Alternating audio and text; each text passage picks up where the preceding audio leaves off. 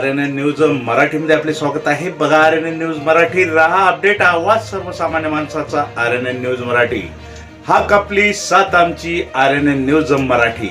अनुष्कीची भिंत पुसद भगीरथ पुरस्काराने सन्मानित आम्ही यवतमाळकर ज्येष्ठ नागरिक मंडळ व स्वर्गीय माधुरी पद्माकर महाजन सेवाभावी संस्था यवतमाळ यांच्या संयुक्त विद्यमाने दरवर्षी यवतमाळ जिल्ह्यातील अविकसित क्षेत्रातील सामाजिक सेवा देणाऱ्या हातांना बळ देण्यासाठी विविध पुरस्काराने सन्मानित करण्याचा पायंडा पाडला आहे.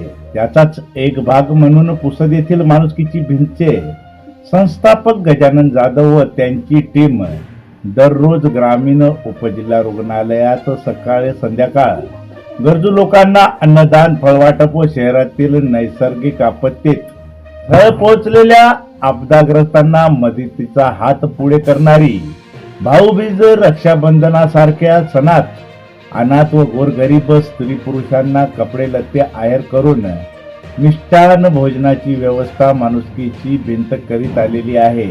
त्यांच्या कार्याची दखल घेऊन त्यांना 2022चा भगीरथ पुरस्कार व 10,000 रुपये बक्षीस माणुसकीच्या भिंतीला जाहीर झाला होता.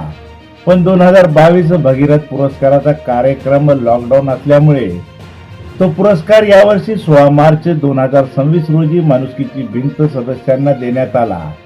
2022 ला पुरस्काराचे 10,000 रुपये संस्थेच्या खात्यात टाकले होते.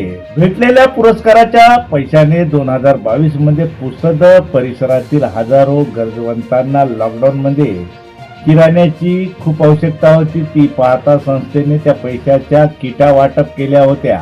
निस्वार्थाने सुरुवात केली तर कोणतेही काम छोटे राहत नाही. आपणही सगळ्या हाताने माणुसकीची भिंतला हातभार लावित राहिल्यास अन्नदानाच्या कार्यात कधीही खंड पडणार नाही, असे भावदार अध्यक्ष गजानन जाधव यांनी यावेळी व्यक्त केले.